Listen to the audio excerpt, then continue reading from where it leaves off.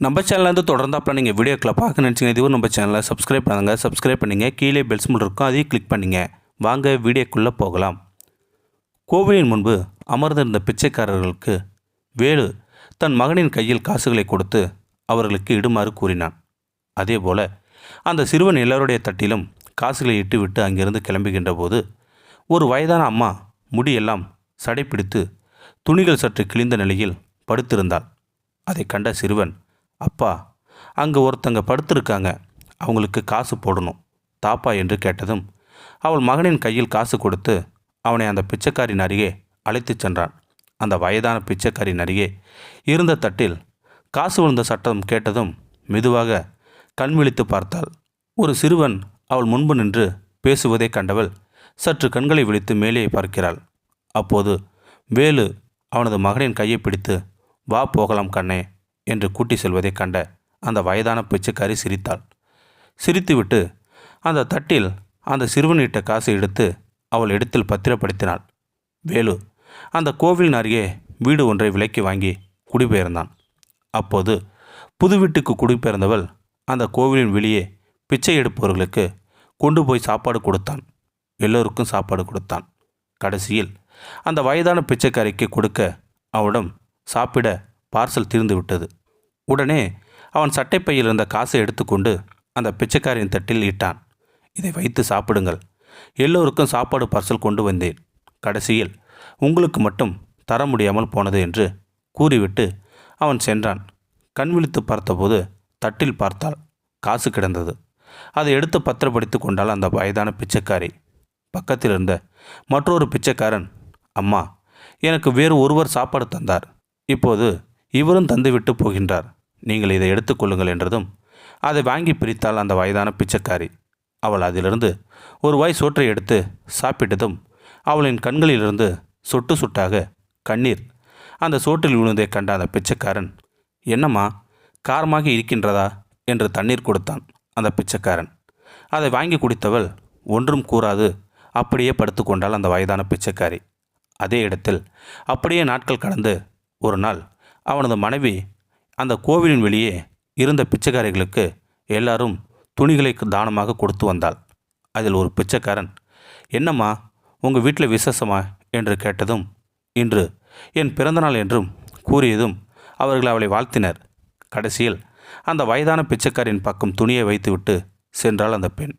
கண்களை விழித்து பார்த்தாள். அந்த வயதான பிச்சைக்காரி அவள் அருகே புதிய துணி இருப்பதை கண்டாள்.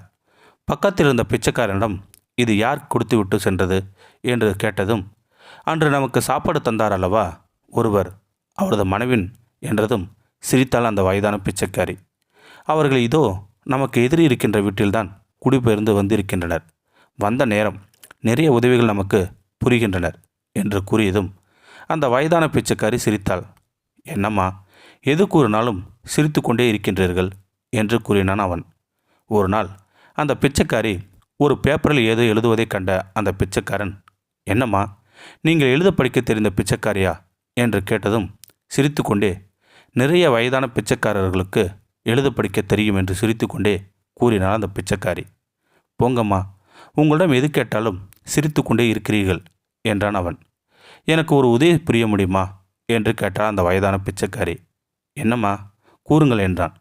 இந்த காகிதம் இந்த பையில்தான் இருக்கும், ஒரு வேளை நான் அப்படியே இறந்து விட்டால் நமக்கு சாப்பாடு தந்த அந்த நபரிடம் கொடுக்க முடியுமா என்று கேட்டதும், கண்டிப்பாக கொடுக்கிறேன் என்றான் அந்த பிச்சைக்காரன். அன்று நல்ல மழை. இரவு அவர்கள் எல்லோரும் அங்கு உள்ள கோவில் மண்டபத்தில் போய் படுத்து விட்டார்கள். மறுநாள் காலை விடிந்ததும் எல்லோரும் பிச்சை எடுக்கும் கோவிலின் முன்பு அமர்ந்திருந்தனர். மதியம் வேலை ஆனதும் கையில் கிடைத்த சோற்றை கொண்டு அந்த அம்மாவுக்கு கொடுக்கலாம் என்று அந்த மண்டபத்திற்கு சென்றான். அம்மா, சாப்பிட சாப்பாடு கொண்டு வந்துள்ளேன், எலும்பி சாப்பிட்டு விட்டு படுங்கள் என்றான். அந்த வயதான அம்மாவிடம் இருந்து எந்த ஒரு சத்தமும் இல்லை. சரி அம்மா, நீங்கள் எழும்பிய பிறகு சாப்பிடுங்கள் என்று கூறிவிட்டு அங்கிருந்து சென்றான். இரவு ஆனது. அவன் மறுபடியும் வந்து பார்த்தபோது அவன் மதியம் சாப்பிட வேண்டி வைத்து சென்ற உணவு அப்படியே அந்த அம்மாவின் அருகே இருந்தது. அம்மா, அம்மா என்று தட்டினான். மூச்சு பேச்சு இல்லை. மூக்கில் கை வைத்து பார்த்தான். சுவாசம் இல்லை. இறந்து விட்டதை அறிந்ததும் கண்ணீர் விட்டான் அந்த பிச்சைக்காரன். அந்த வயதான அம்மா அவனிடம் கூறிய கடிதம் நினைவுக்கு வந்தது. அந்த பையை அப்படியே எடுத்து அவன் அருகே வைத்து கொண்டான். விடியற் காலை விடிந்ததும் அந்த பிச்சைக்காரன் வேலுவின் வீட்டில் கதவை தட்டினான். வேலு தூக்க கலக்கத்தில் வந்து கதவை திறந்தான். பார்த்தால் பிச்சைக்காரன். நீ இங்கு என்ன செய்கிறாய்? உன் முகத்திலா நான் முழித்தேன் என்று கூறி அவனை திட்டினான் வேலு. என்ன வேண்டும் என்று கோபத்தில் கேட்டான் வேலு. உடனே அந்த பிச்சைக்காரன் அந்த கடிதத்தை நீட்டினான். அதை வாங்கியவன் படிக்காமல் அப்படியே கசைக்கு கீழே தூக்கி எறிந்தான். அதனை எடுத்து அந்த பிச்சைக்காரன் ஒரு முறை படியுங்கள் என்று காலில் விழுந்தான். உடனே அவன் அந்த கடிதத்தை பிரித்து படித்தான். மகனே வேலு, நான் தான் உன் அம்மா. உன் கையில் இந்த கடிதம் முதலில் கிடைக்கும்போது நீ கசைக்கு தூக்கி எறிவாய் என்று எனக்கு தெரியும். பரவாயில்லை, உன்னை மகனே என்று நான் அழைக்கலாம் அல்லவா? இந்த கடிதம் நீ படிக்கின்ற சமயத்தில் நான் இந்த உலகத்தில் இருக்க மாட்டேன். எனக்கு ஒரே ஒரு ஆசை, என்னை கொண்டு சுடுகாட்டில் இட்டு எனக்கு கொல்லி மட்டும் வைத்து விடு. அப்போது நீ காசு எதுவும் செலவு செய்து விட வேண்டாம். அம்மா பிச்சை எடுத்த காசுகள் இருக்கின்றது. அதை வைத்து என் இறுதி சடங்குகளை நீ செய்தால் போதும். என்ன விதியோ தெரியவில்லை. நீ எங்கோ என்னை ஒரு கோவிலுக்கு அழைத்து சென்று விட்டு இப்போ வருகிறேன் என்று கூறிவிட்டு சென்றாய். நானும் நீ வருவாய் என்று அங்கே இருந்தேன். என் கையில் பணம் இருந்தது. எனக்கு வழியும் தெரியும். வீட்டுக்கு வருவதற்கு நீ வந்து என்னை அழைத்துச் செல்வாய் என்று நம்பிக்கையாய் இருந்தேன். கடைசியில் தான் தெரிந்தது நான் உனக்கு பாரமாக இருந்ததால் தான் நீ என்னை திரும்ப அழைக்க வரவில்லை என்று. ஒவ்வொரு இடமாக நான் அழைத்தேன். கடைசியில்தான் நான் பிச்சை எடுக்கும் கோவிலில் உன் மகன் கையால் எனக்கு பிச்சை இட்டாய். எனக்கு சோறும் இட்டாய். கடைசியில் என் எதிரே உள்ள வீட்டிலும் குடியே பெயர்ந்தாய். விதியின் விளையாட்டை பார்த்தாய மகனே. உன் மகன் எனக்கு இட்ட பிச்சை காசில் அரிசி வாங்கி உன் மகன் கையால் எனக்கு கடைசி வாய்க்கரிசி போட்டுவிட்டு உன் மனைவி எனக்கு தானமாக தந்த துணி இருக்கின்றது, அதை எனக்கு உடுத்திவிடு. என் இறுதி நாளில் நீ எனக்கு சாப்பிட தந்த காசை எடுத்து என்னை கொல்லி போட எடுத்துக்கொள் மகனே.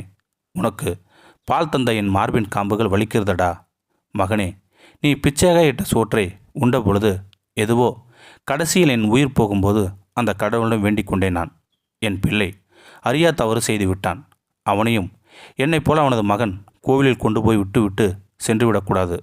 நான் பெற்ற மகனே வேலு, எனக்கு உன் கைகளால் கொல்லியிட்டு விடு கண்ணா. உன் நெற்றியில் இந்த அம்மாவின் கடைசி முத்தம் என்று எழுதியிருந்தது.